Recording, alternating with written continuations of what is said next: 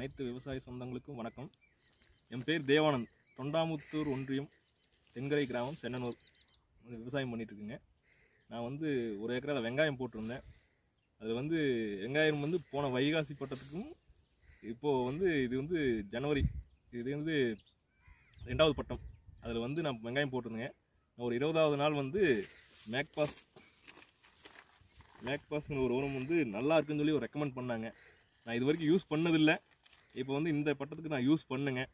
அதில் பார்த்தீங்கன்னா என்னுடைய தாள் சத்து நல்ல முறைக்கு தாள் ஊக்கமாக இருந்தது. தாள் அதிகமாக வளரலை, புரியுங்களா? அதே மாதிரி பல் 5 பல் 6 பல் நல்ல முறைக்கு இருந்ததுங்க. இது மேக்பாஸுங்கிறது என்னுடைய இதுக்கு நல்ல முறைக்கு இருந்ததுங்க. ரிசல்ட் நல்லா இருந்தது.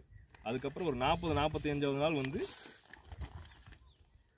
ஃபெர்டிஃப்ளோ பொட்டாசியம் விட்டங்க. NPK இது 47% பொட்டாஸ் இருக்குங்க. இதில் இது நான் விட்டதுனால நல்ல கலர் இருந்தது, நல்ல வெயிட் இருந்தது.